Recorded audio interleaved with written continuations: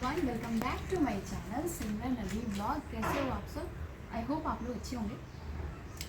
इतने सारे धूम धमाल मस्ती सारे ब्लॉग मैंने आपको दिखाए, अपनी अच्छी अच्छी लाइफस्टाइल शेयर की, फैमिली के साथ कैसे हमने टाइम स्पेंड किया वो भी शेयर किया। आज थोड़ा सा है सैड डे बिकॉज कि अब ये लोग घर जा रहे हैं, निक्की प्रिशिता सब जा रहा है, तो अच्छा नहीं लग रहा है। तो जाते जाते निक्की ने मेरे से कहा कि भाभी पुणे की चटोरापंती मैं बहुत मिस करूँगी।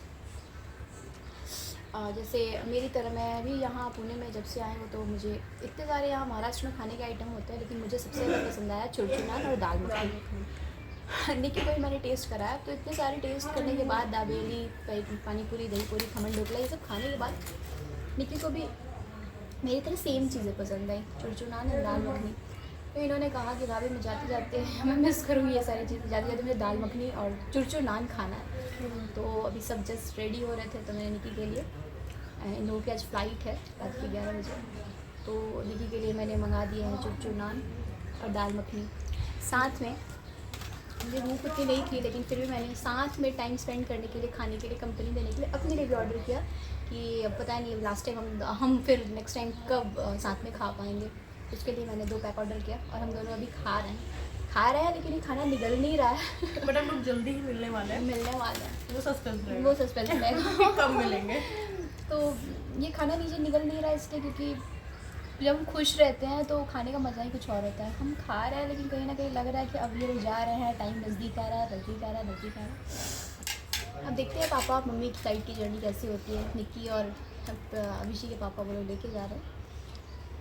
तब तक के लिए आप ब्लॉग में बनी रहिए। तो जाने से पहले मैं यहाँ मम्मी को दे रही थी खोइचा, क्योंकि हमारे यहाँ यूपी बिहार में एक कल्चर तो आपको पता ही होगा, खोइचा देते हैं सुहागन को, मतलब सुहाग के लिए खोइचा देते हैं, आंचल कहीं से खाली नहीं जाने देते हैं। तो मैंने मम्मी को और निक्की को खोइचा दिया। यहाँ प्रिशिता भी प्लेट में देख रही थी कि ये क्या चल रहा है। बड़ों को प्रणाम करते हैं, बट निक्की, मैं बड़ी थी तो निक्की मुझे प्रणाम कर रहे थे और मम्मी को भी कर रहे थे। एक ये अच्छा कल्चर होता है खोइचा वाला, जो देना चाहिए हर किसी को और अच्छा लगता है। फिर यहाँ इन लोगों की जर्नी से पहले पापा को मैं तिलक लगा रही थी और मिष्टी दोई के साथ मुंह मीठा कर रही थी। फिर यहाँ मम्मी को भी मुंह मीठा कराया और रोड़ी चंदन के साथ इन लोगों का तिलक लगाया, ताकि इनकी जर्नी यात्रा जो है मंगलमय हो। फिर यहाँ आई निक्की की बारी। निक्की भी बहुत खुश थे, लेकिन अंदर अंदर दुख था। वो बोली कि भाभी आप भी मन उदास मत करो, आप भी मुँह मीठा करो। तो उन्होंने भी मेरा मुँह मीठा कराया निकलने से पहले। एक ये मोमेंट इतना अच्छा लग रहा था, लेकिन बहुत दुख लग रहा था कि भी थोड़ी देर में घर पूरा ही खाली हो जाता तो अच्छा नहीं लगता। पापा को मैंने दोबारा से खिलाया मिष्टी दही। अब ये जा रहे थे ड्रॉप करने, तो इनको भी मैंने तिलक लगाया और फिर वही वापस से मुँह मीठा कराया। फिर आई प्रिशिता की बारी। प्रिशिता देखो कितने प्यार से लगवा रही है, उसको इतनी समझ है। एक्चुअली प्रिशिता का नेचर ना बहुत शांत है, बहुत भोली है वो। उसको तिलक लगवाना नहीं है, उसको सोच रहे थे क्या हो रहा है। फिर यहाँ कैब आई और फिर एक कैब आई, उससे मम्मी पापा निक्की चले गए, और दूसरी कैब, चूँकि लगेज बहुत था तो दूसरा कैब भी हमने बुक किया, और दूसरे कैब से अभिषेक के पापा ये फाइनली अब ये एयरपोर्ट के लिए रवाना हो रहे थे।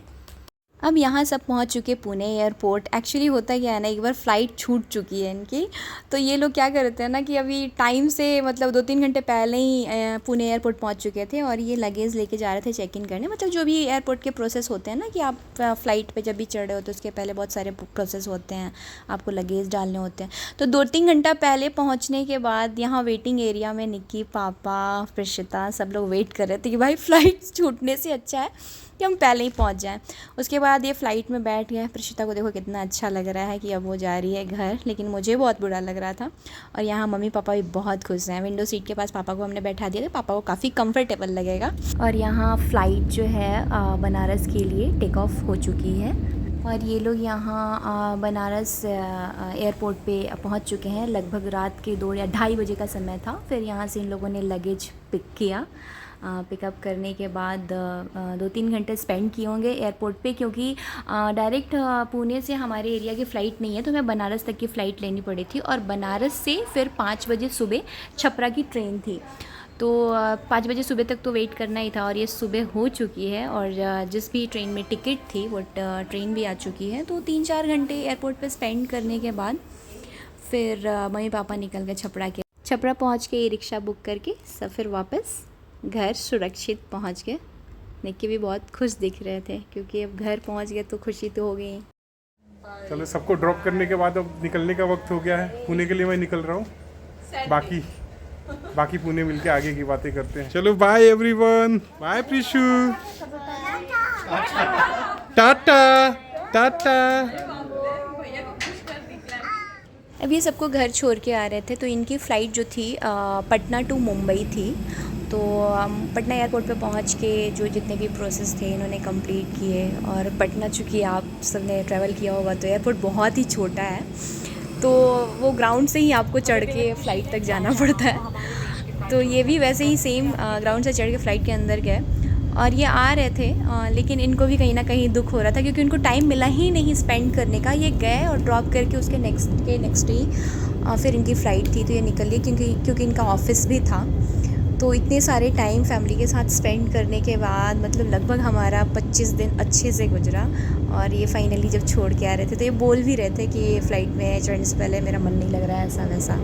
मैं बोली क्या कर सकते हैं, फिर नेक्स्ट टाइम अभी मिलेंगे, देखते हैं कब प्लान कर सकते हैं।